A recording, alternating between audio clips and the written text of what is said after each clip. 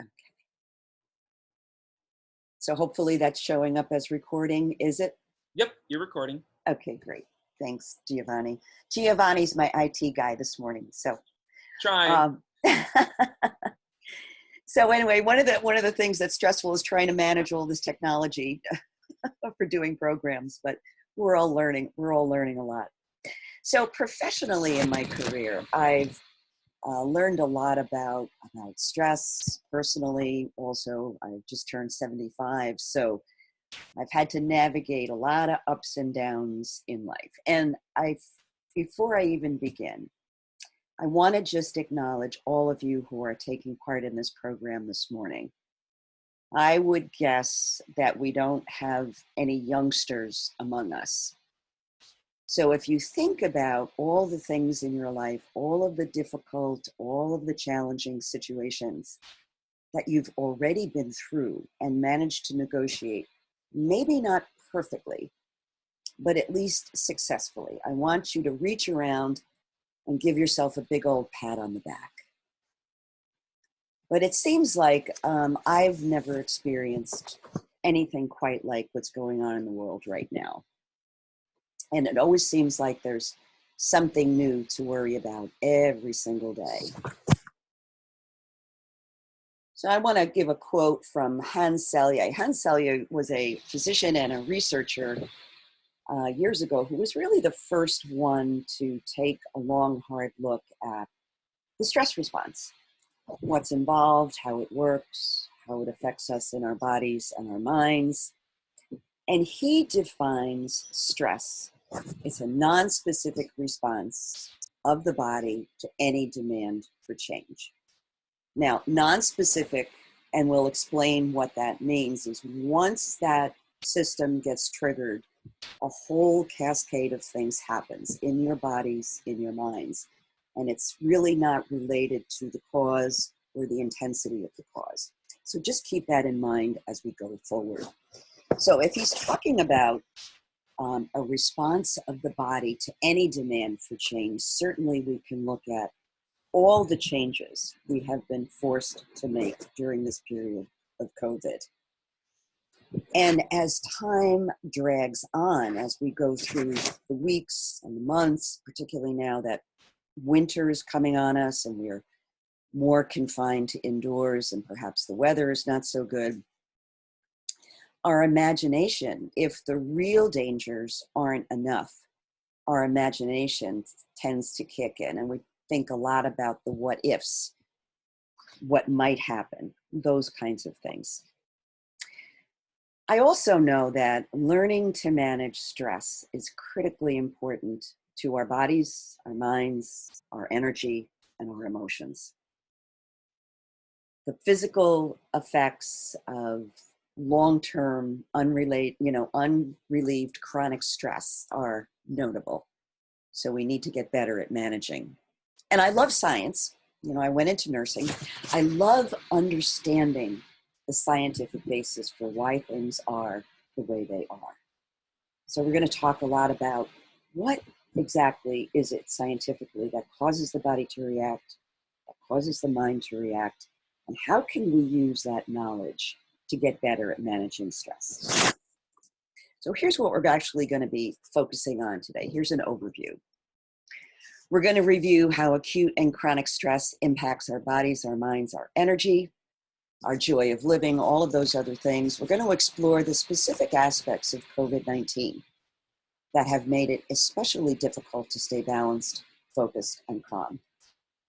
And we're going to practice a couple of techniques, one that is body-centered, and a couple that are a little bit more cerebral, that will help us manage stress on a day-to-day basis.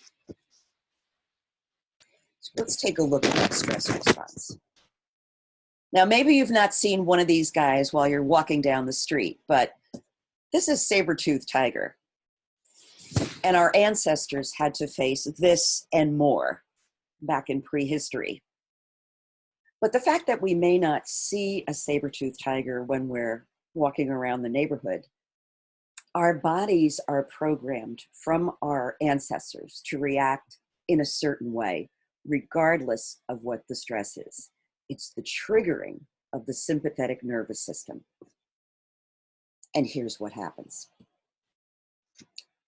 Okay, well, what we know about stress is it's a part of life. And I don't think there's anybody on this call or on this Zoom who would disagree with that.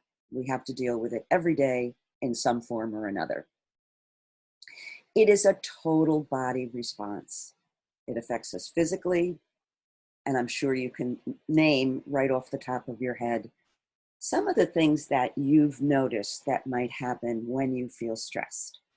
Maybe your mouth feels dry, maybe your stomach gets in knots, maybe your heart beats a little faster, maybe you breathe a little more shallowly or rapidly. So this response from the sympathetic nervous system is triggered to a threat, whether it's real or whether it's imagined. And that's the last part I want you to keep in mind. The imagined threat works on the sympathetic nervous system just as much as the real threat. As I said, it's nonspecific.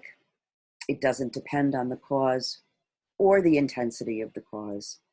And it's designed to be helpful only in the short term. So what we're dealing with, even before COVID, we live in a very high gear, go, go, go all the time kind of world. We very seldom get a chance to get a break and slow down. Now with COVID added on top of that, it makes chronic stress a real problem. I was reading a couple of articles in the Times that I thought were very interesting. One was from some dentists in New York City that wrote that they were seeing an increasing number of people presenting with cracked teeth. So in other words, some of you might stress out and your stress comes out while you're sleeping and you clench your jaw and grind your teeth.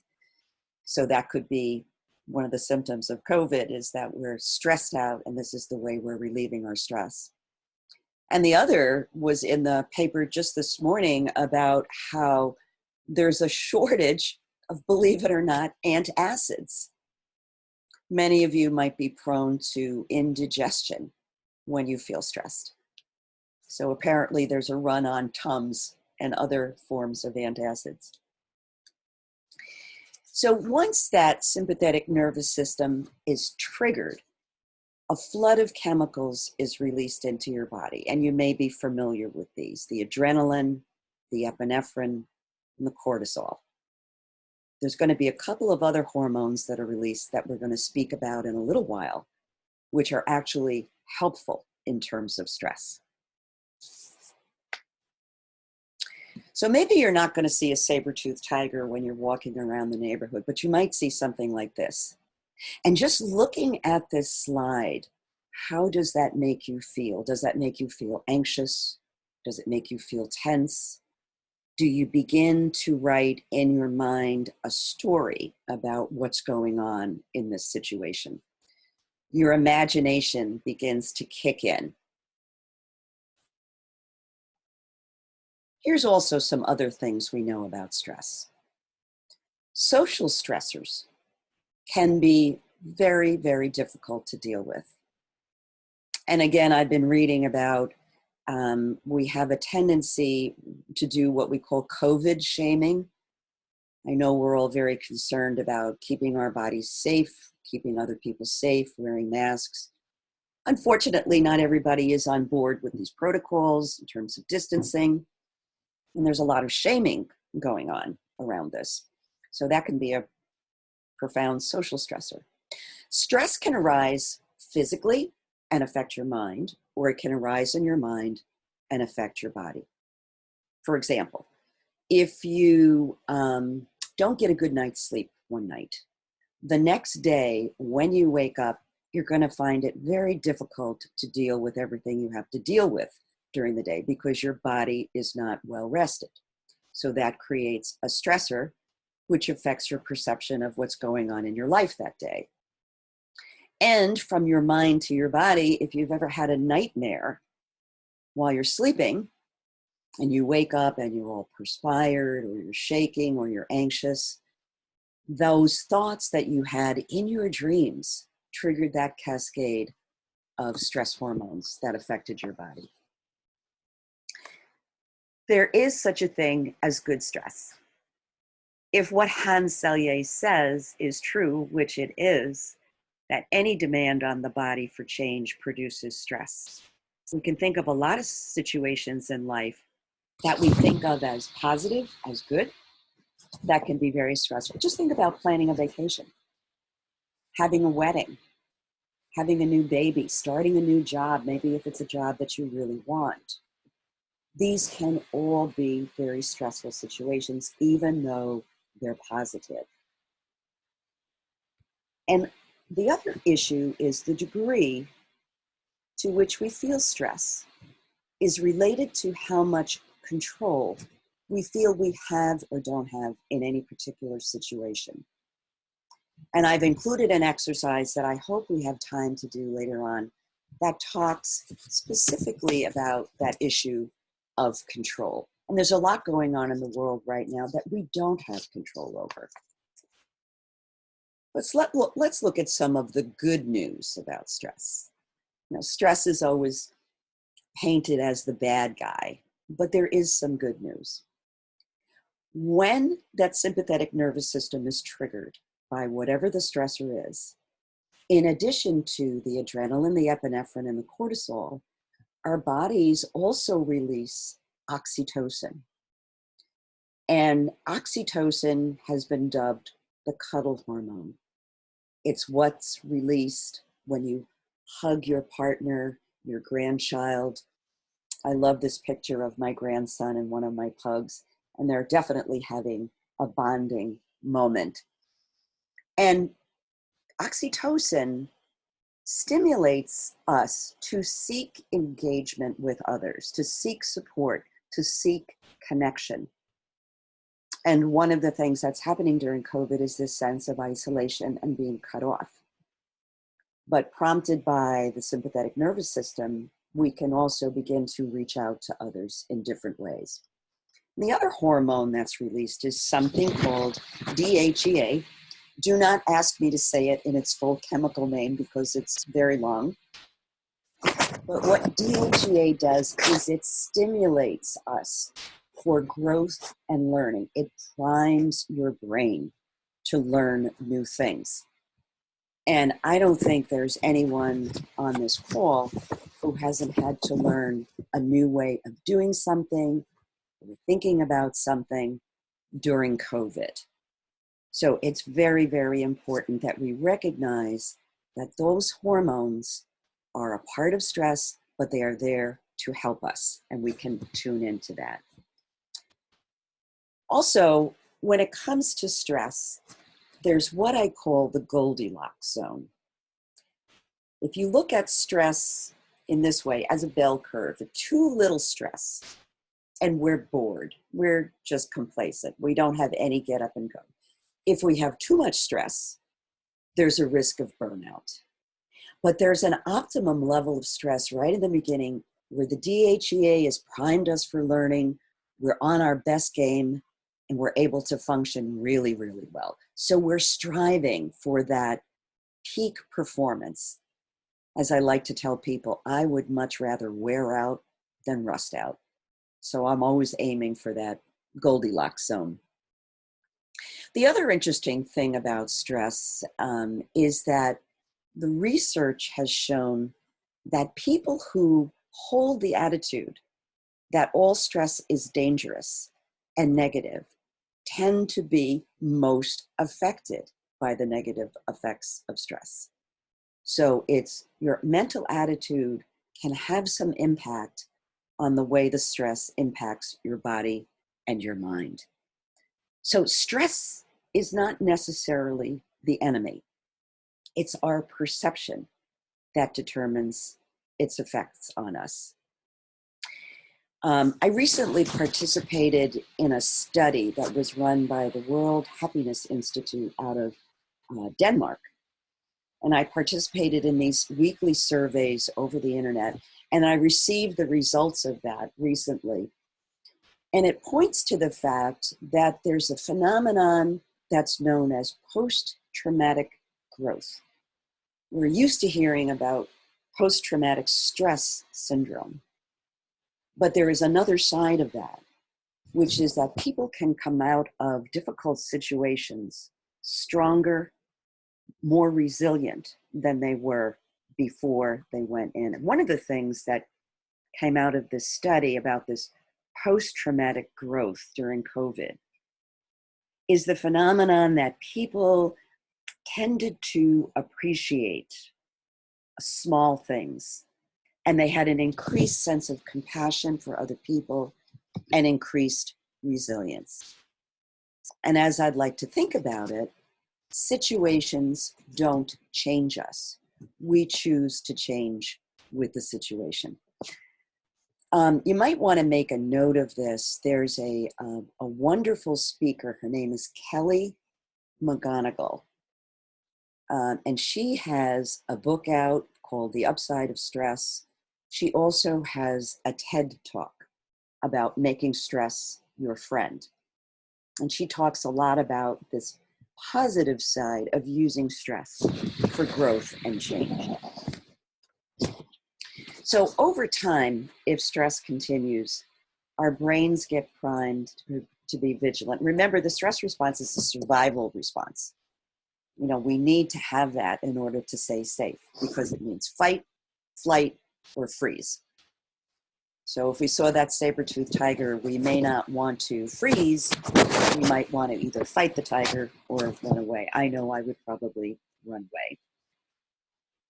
One of the problems with the situation that we find ourselves in now is that we don't have a clear sense, even though a vaccine is becoming available, and I think we're all kind of hanging our hats on that. We have no clear vision of what the end point might be or what that end point might look like. So, the continued stress, that is the part that can have the negative effect on our bodies.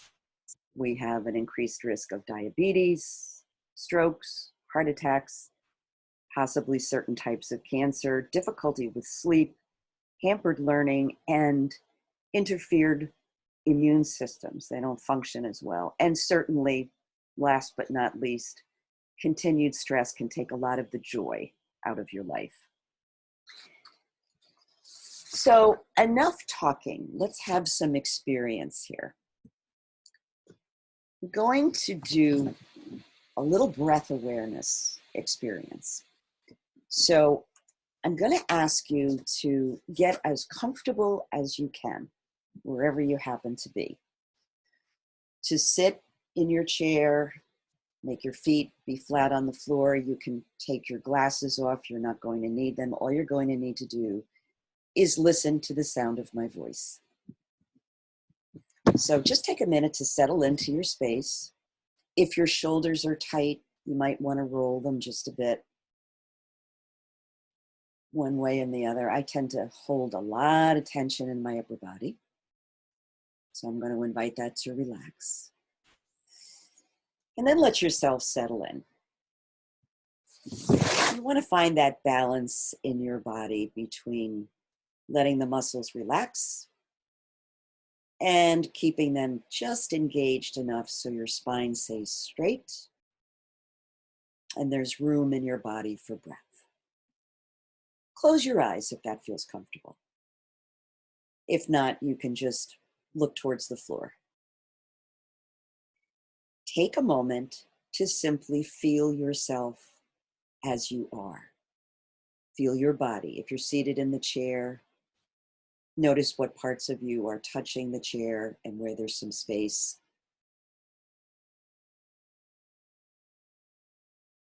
Notice if there's any parts in your body that might be holding on to some tension or some tightness. Try not to write a story about it, just notice it. Don't judge it. Perhaps noticing how busy your thoughts might be right now. Becoming aware of any emotions that are present for you.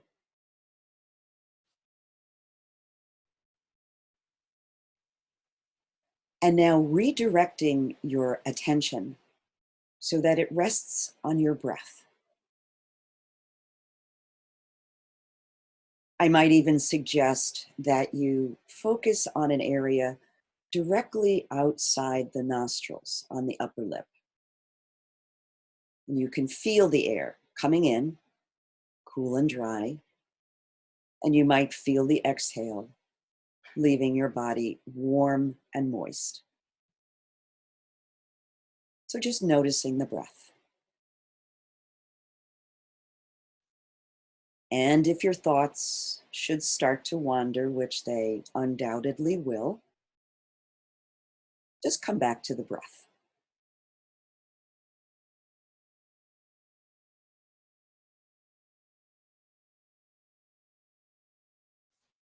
If it's comfortable for you now, begin to soften the belly and invite the breath to begin deep down in the belly, so that as you breathe in, it expands like a balloon.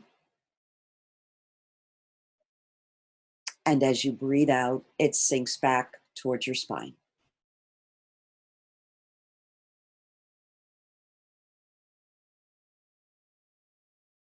And again, each time you notice that your thoughts are wandering, come back to the breath.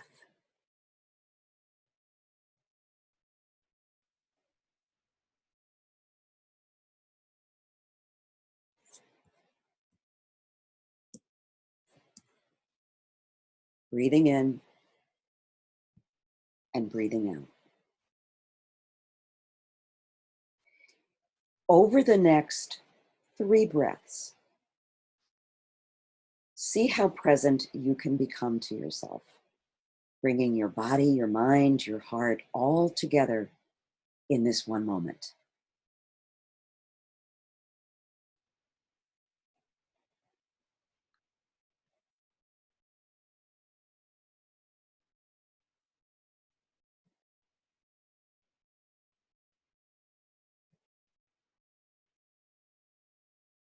When you complete that 3rd exhale, gently put that technique to one side and just let your natural breath come back.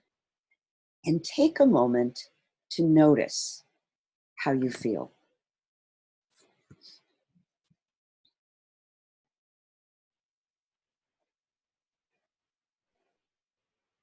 What has changed?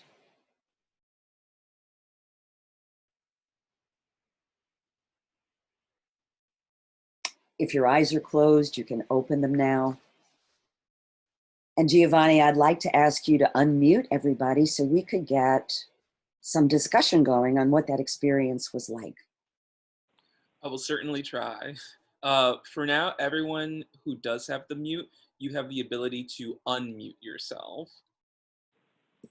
So if you'd like to add something, just go ahead and click the unmute button. I also saw there was some chats in the chat box, which I cannot see, Giovanni. So if you want to. Oh, so the chats that are inserted, these are from me.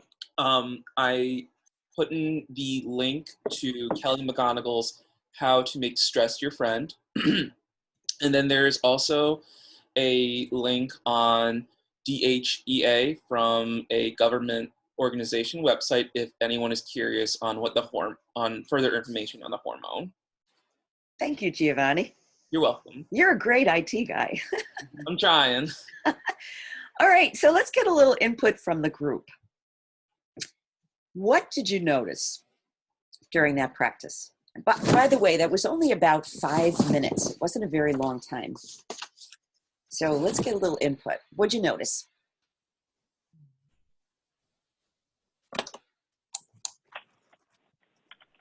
Silence.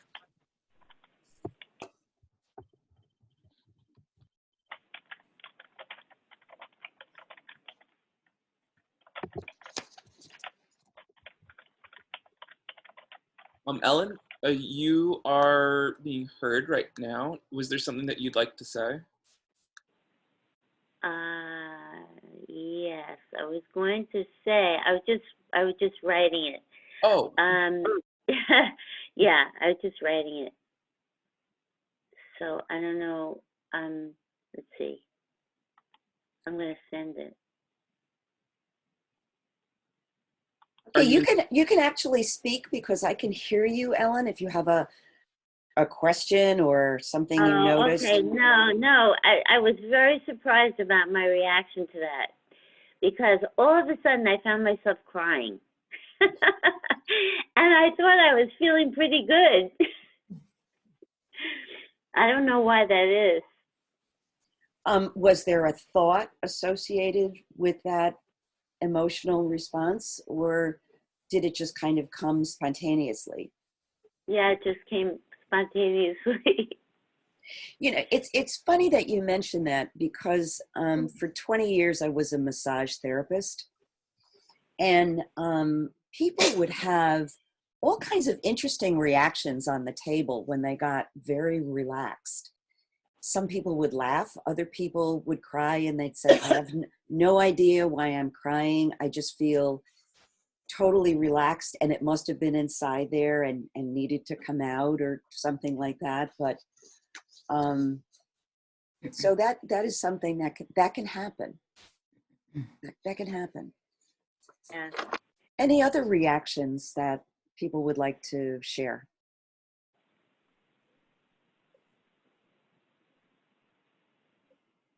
I use that technique frequently to calm my heartbeat, and I find it's the number one thing that brings a sense of calm to me, no matter where I am or what I'm doing. I love that technique. Thank you, Sue. It's you know, I love this technique because first of all, it's highly portable, right? Mm-hmm. Wherever you go, your breath is going with you, hopefully. And it doesn't take a long time to do. Even if you just have a couple of minutes to take 3 conscious breaths. So why does this technique work? And I will explain why it works. Number one, you are stimulating the opposite of the sympathetic nervous system. You're stimulating the parasympathetic nervous system, which instead of fight or flight, it means rest and digest. And in those few brief moments of conscious breathing, you're triggering the release of positive chemicals into your body, and you're dialing down the adrenaline, the epinephrine, and the cortisol. The other reason why it works is because it's grounding you back in your body again. Remember, we talked about how stress is a response to a real or imagined threat. And when you were doing this practice, chances are you were really focused on what it was we were doing. So your mind couldn't be doing the runaway horse type of thing. I used to have a meditation teacher that said that the mind is like a drunken monkey bitten by a scorpion. And that's quite an image, but there are plenty of days when my mind feels like that. It's all over the place. So when you do that type of breathing, particularly the deeper breathing, you're triggering that parasympathetic nervous system, and you are feeling your body, your actual body, not your imagined thoughts, not your what ifs. You are in the moment, fully present. It brings you back to what is and takes you away from what might be. And that what might be is a dangerous neighborhood when it comes to stress. You know, it's very interesting. Another little sidebar. Did you know that researchers have discovered that when you check your email, you hold your breath? So that says something, doesn't it? Or maybe for you, it's that phone call. When you look on the caller ID and you go, oh, I don't know about that. So if you can notice that response and just, what harm would it do to take 3 breaths before you answer the phone? It might make you more present to yourself. It might make you more present to the other person. and it might make for a much more successful conversation. So just a suggestion. Any other experiences that came up? No, I don't do that. Hi, it's Janet. I don't Hi, know Janet. whatever. One of the things I wanted to say, I too have had that feeling of tears down there buried somewhere in my subconscious that I don't know about during the day. But I meditate every day, and when I sit, I frequently experience that. I don't usually cry, but I feel that tightness and wanting to cry. And you were talking the other day about impermanence, and one of the things I do sometimes is if I have that feeling and it seems to be distracting me from breathing, is I'll just breathe into that feeling, and it starts to dissolve. So, and I noticed that happening to me this morning. So that was it. Thanks, Janet. That's a great observation. And I noticed that a lot of people on this call today are some of my yoga students. So we've done a lot with breathing and with mindfulness and with the concept of impermanence. And I love and really appreciate what you had to say about when those feelings come up, that you're not pushing them away. Because if you've ever had a recurring negative thought, and we don't ruminate about positive things, do we? We ruminate about difficult things. So when you have a recurring thought, to try to push it away, it's sort of like putting fuel on the fire. It just makes you think that thought more. So simply to allow that thought to be and to know that it will pass is an incredible gift that you're giving yourself. And that's what comes with practice, doesn't it? Great. Anybody else have an experience that came up during this? Anybody feel sleepy?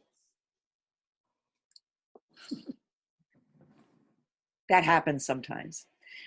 But what I want to suggest to you is that there are things that you experience, but there's things that are happening in your body that are good for you that you cannot immediately see or immediately feel. Number one, your blood pressure is going down. Number two, your heart rate is slowing down. Number three, your respirations are becoming deeper and more efficient.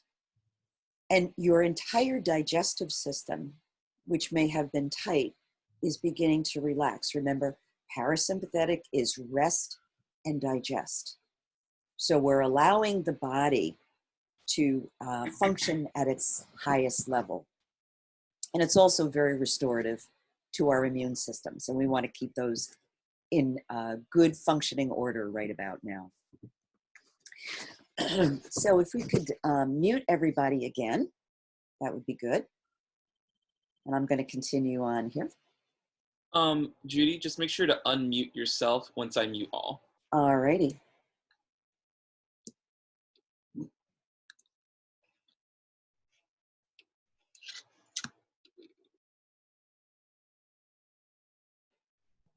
There we go. Thanks, Giovanni. Mm-hmm. The interesting thing, you know, when I asked you to keep coming back to the moment, is that the research has shown that we're only fully connected to the present moment about half the time, about 50% of the time. And do you know when we are least attentive to the present moment? When we're driving a car. I bet that makes you feel a little nervous. So bringing yourself back to the present moment is really important. So a lot of the commonalities in stress management techniques are this. They're designed to help us focus on what is, the body, the breath, the sensations, getting us back physically, rather than what might be. And they also help us see the reality of the situation. I love this quote from Isaac Asimov. You may know him as a science fiction writer. But he says, your assumptions are the windows on the world. Scrub them off every once in a while, or the light won't come in. Very often when we're faced with a difficult situation, the mind begins to write the story. This might happen, that might happen, that might happen. And those are our assumptions kicking in, our past experiences. So to bring us back into the moment allows us to see more clearly And when we see more clearly, when we clean off those windows, then we can make better choices about how to proceed. So let's take a look at some other techniques. Remember, we talked about getting back in the body is the quickest way to help dial down stress. Things like yoga, tai chi, qigong, getting a massage. And I remind my yoga students that one of the cool things about a yoga practice is it's one of the few forms of exercise that releases a chemical into your body by the name of GABA, G-A-B-A, gamma aminobutyric acid. And gamma is a natural stress reliever and anti-anxiety substance. So you're getting that, plus you're getting grounded in your body. It's hard to get into your worries when you're doing movement, walking, dancing. I put in parentheses walking in nature, but I also know there was an interesting study done of patients in a hospital. And they looked at certain patients were placed in rooms where they could look out the window and they could see trees and they could see nature and grass and flowers. And then there were other people who were in rooms who had a window that was facing a parking lot. Guess what they found out? That the people who were able to see nature, even if they were not able to get out in nature, required less pain management. They seemed to recover much more quickly than the people who were looking at a parking lot. So nature has the capability to heal us, our bodies and our minds. Any kind of non-competitive exercise, you know, if you want to just bounce a ball or jump a rope or do with a hula hoop, anything. Enjoying a meal. When you have a meal that you love, you're getting back in your body, you're getting those wonderful sensations, the mouth is flooded with taste, maybe the aromas of the cooking. We had chicken matzo ball soup last night, and I remember the house just smelled divine all day. It was a comfort to me just to smell the soup cooking. Singing is great. Even if you can't carry a tune, do it in the shower. It's great to encourage deep breathing and get you back in your body. And making time for pleasure. Remember, self-care is healthcare. And happiness is a choice that we make. It doesn't depend on our circumstances. We may have to exert some effort to return to the happy place. So we're going to go to an exercise now, and I neglected to mention this in the beginning. I would like if you could each have something to write on and a pencil or a pen. So we're going to do an exercise that's more cerebral than physical, but is also shown to be very effective. I call it the worst case scenario. Now, what this person was doing with their car, I have no idea, but it's a pretty scary looking picture. So what I'm thinking of is situations that come up during the day that trigger the cascade of thoughts, the cascade of negative thinking. For example, you get a phone message from your doctor's office saying, please call the office as soon as you can. So immediately your mind goes to what's going on, what did my blood work say, what happened, blah, blah, blah, blah, blah. You don't know any of this to be a fact, but your mind is running away. So here's what we're going to do during the exercise. Take your piece of paper and make 3 columns. First column is going to say, what's the worst that can happen? Second column, what's the best that can happen? And then finally, what do I really think is going to happen in this situation? And I invite you to think about a situation that's not too challenging, but something that's come up recently that you can work through that way. So let's just take a minute to write some things down. Think about a situation that came up or maybe is coming up. And then what's the worst that can happen? What's the best that can happen? And what do you really think will happen. And let's just take a minute or two to work on that, and then we'll open the mics again and see what's happening. Hopefully it's nothing too monumental.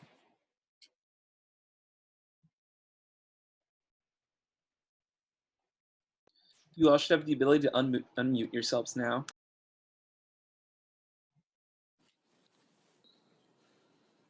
Okay, does anybody want to be the brave person to share their worst case scenario? I could do that, Judy. All right, go for it.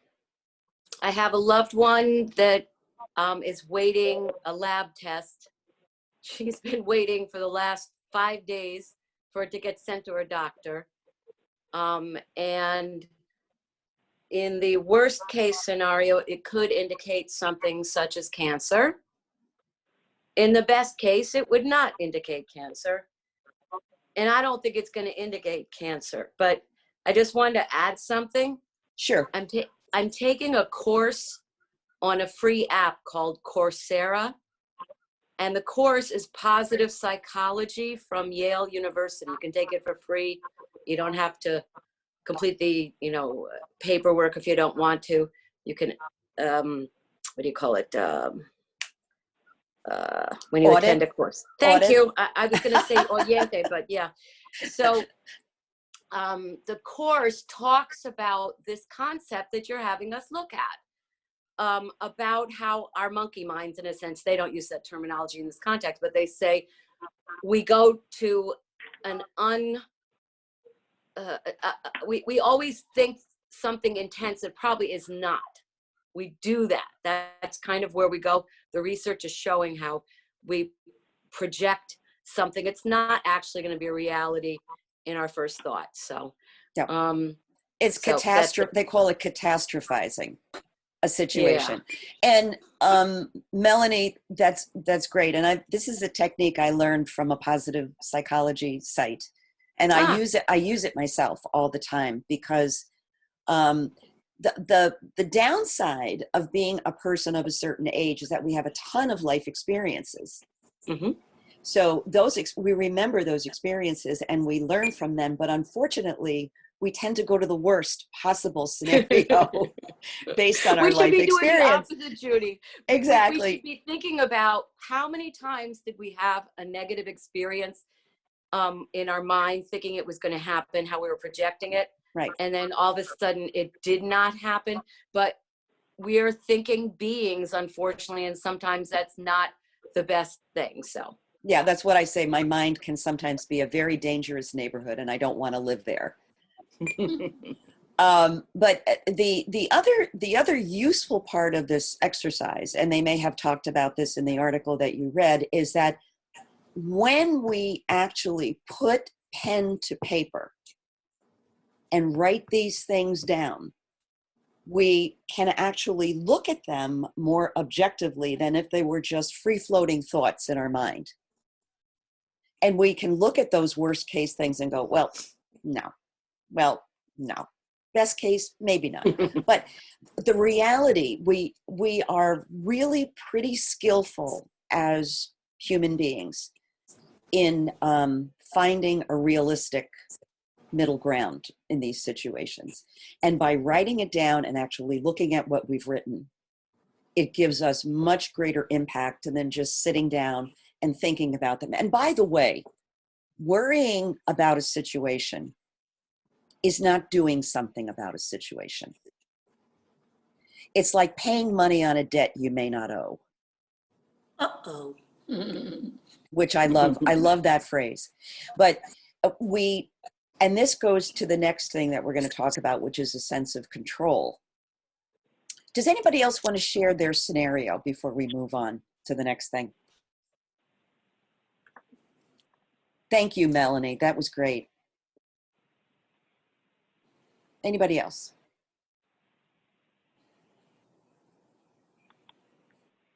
Oh, I'll say something. I'm working on this is so not really important, but especially since I'm saying it to you.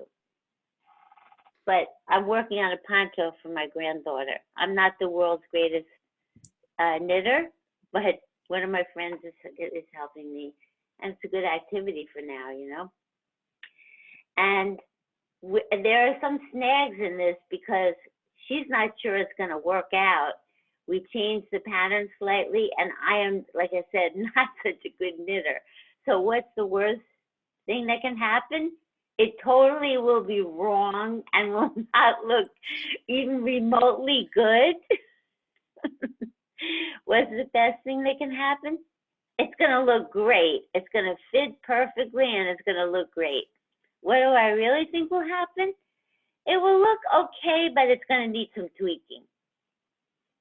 Ellen, thank you. That is an absolutely perfect example. And can you imagine if you got stuck in that first category, the worst that can happen? Do you think you would be encouraged to continue working on that poncho? No. So that's a very self-defeating mindset. And so by giving yourself permission to be imperfect, you're having a lovely experience of knitting a gift for someone you care about. So I thank you. I thank you for that. And that's what I'm hoping today, that you'll take these techniques and practice them, because the more you practice them, the more they become part of your repertoire, as it were, for stress management. The more adept you're going to be, and use them in, I love the way you qualified and say this isn't really important, but it is important. It's important because it's important to you. So Right. thanks for sharing that and showing how you can reframe something like that so that it has a positive spin. Anybody else have, I think we have room for one more exercise if somebody would like to share. Yeah. We'll be fine, but I got nervous. All right. So practice. Here, let's move along. Remember how I said in the beginning that one of the dimensions that affects how we perceive stress is how much or how little control we feel we have in any particular situation. And I think when we're looking at COVID, it is tremendous amount of moving parts that are not controlled directly by us. So when you look at this sphere of influence, I don't know if you can see my cursor here, put yourself in the middle. And remember this, you have control over two things only. You have control over what you do, and you have control over how you choose to react to what other people do. That's it. That's the bottom line. So outside of that inner circle is the circle of influence, where you might have some impact. Let's take, for example, I was thinking of some examples of this. Just on a simple level, I looked out this morning and it was snowing, and maybe it wasn't just a dusting. Maybe we could be having, or I could be thinking about, oh, maybe we're going to have 6 inches of snow. So do I have any control over the amount of snow that falls? No. But I do have control over maybe checking the weather ahead of time and saying, maybe I need to get some groceries in the house, or maybe I need to make a phone call to check in with my son or my daughter or my grandchild to see if they're okay. And interest, well, that's kind of outside of that as well. To use another example, suppose you were living with someone who was a diabetic. They just received the diagnosis of diabetes. Now, that is not your problem. That is their problem. So how much control do you actually have over their diabetes? Probably not a whole lot, but you can have a lot of influence. If you're doing the grocery shopping, perhaps you want to make sure that the groceries that you have in the house are more acceptable to somebody on a diabetic diet.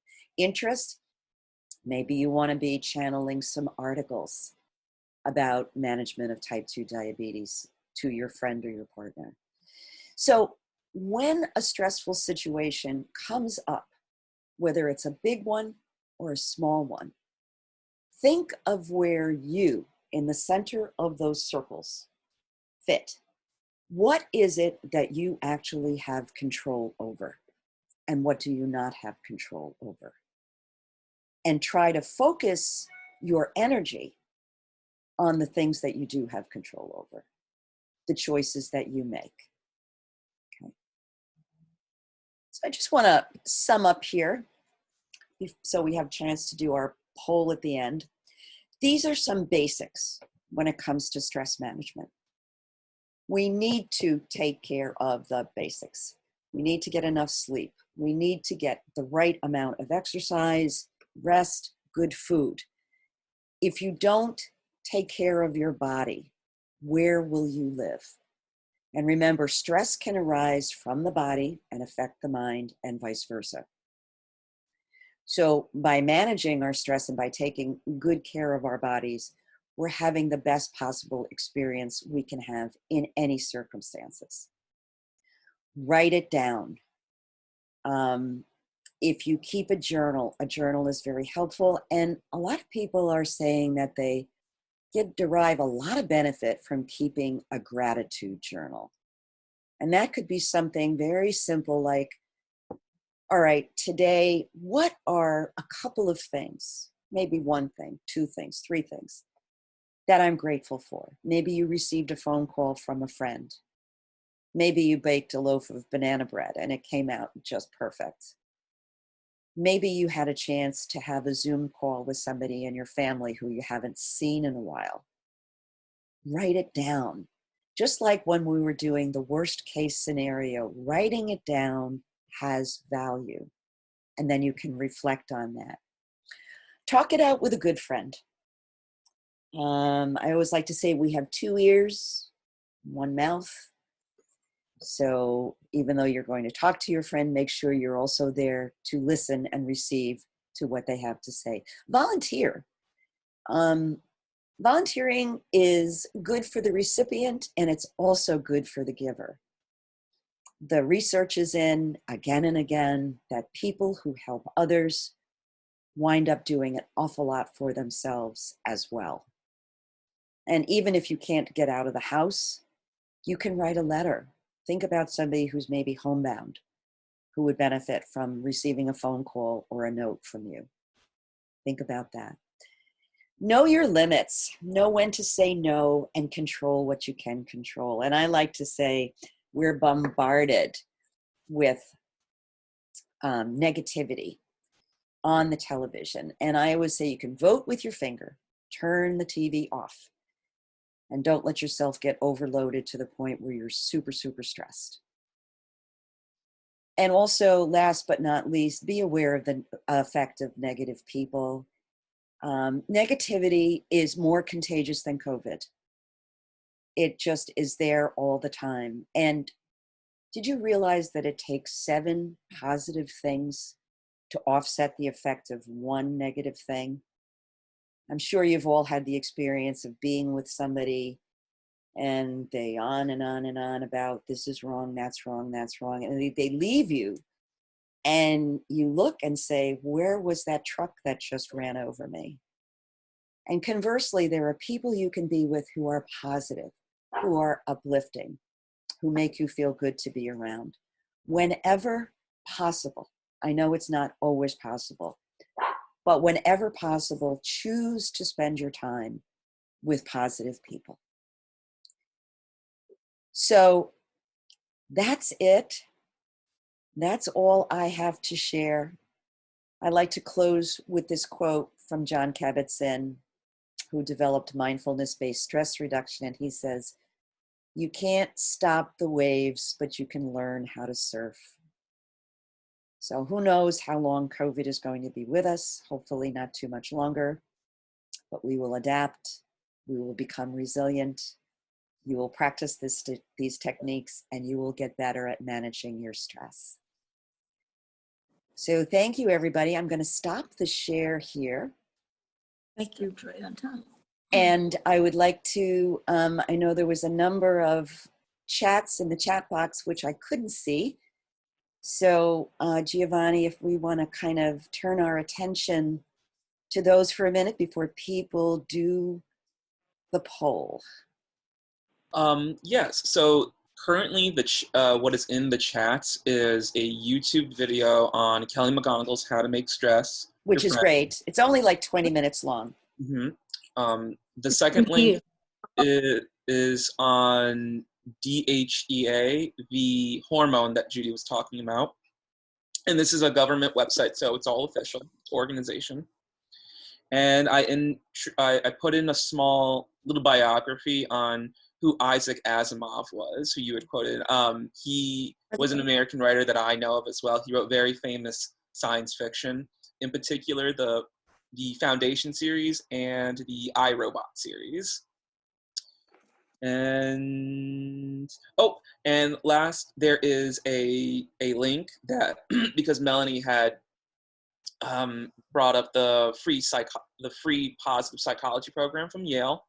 So there is a link in the chat to this full free course. The only thing you have to do is just sign in with either a Google account or an email account, and it's all free. I went through there myself. So thank you, Melanie, for that suggestion too. That one would be good. All right. Yeah. So How wanna do take you a- ask, yeah. when this session is over, do those go away? Yes. Unfortunately, but Giovanni, we're going to send up a follow-up email to everybody who participated, which will have a link to a recording of this program. So if you want to view it again, I know somebody asked for a review of the technique for breathing. Mm-hmm. So that will be part of the recording, so you can practice that way. And Giovanni will be good enough to shoot me an email, and we'll include all of these links as well in that follow-up email, if that would be helpful to you. Thank you. Okay, any other closing thoughts or questions or comments? I'd like to just say thank you so much. I found this really informative, and some of it was new, some of it wasn't, but I hadn't thought about it in a while, and I'm really appreciative of you doing this. Thank you. You're welcome, Susan, and it's my pleasure. I consider myself very fortunate every day that I have work to engage me that I love. And I love having the feeling that my little bit of the world here in the NORC, hopefully I can contribute something that's of value to people.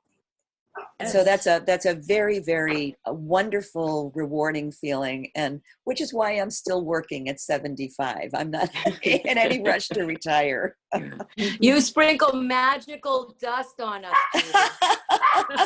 My dogs are seconding the emotion on that. So any other comments or queries? I'd like to tell you that I'm sitting in my den and I'm imagining you just a couple of blocks away from the house, sitting in your house, and telling you how much I really think that you shared so much, make us all less stressful or appreciate the stress that we have for what it's doing to us. So thank you very, very much, Judy. Thank you, Millie. It was good. I was so glad you could take part in this. Me love too. it. All right, so I'm going to launch the poll now. And it's only 3 questions. And the reason my dogs are barking is because I'm getting cookies delivered for Mooncatcher. So if you just take a minute to complete that, that would be great. And while you're doing the poll, I just want to put in save the date. A while ago, we showed a movie called The Mindfulness Movie. And people were very interested in getting into more depth on meditation and mindfulness. So we're going to be doing in January a 3-part series on meditation and mindfulness. And I'll give you the dates if you would like to make a note. It'll be Wednesdays here at the Zoom into Newark, January 6th, 13th, and 20th. So we'll talk a little bit about what meditation is, what it isn't. We'll have lots of opportunities to practice together and hopefully In the get morning or afternoon, do you know, Judy? in the morning, a Zoom into Newark at 10 o'clock. Okay, beautiful, thanks. So it looks like we have everybody who's voted. And Giovanni, if you could take a photo Yep. of our screen. And it looks like you all are telling me that I shouldn't quit my day job. So have a lovely, peaceful day, everybody. Be well, be safe, be peaceful, and I will see you soon. Namaste and gracias. Namaste. De nada. Whoops.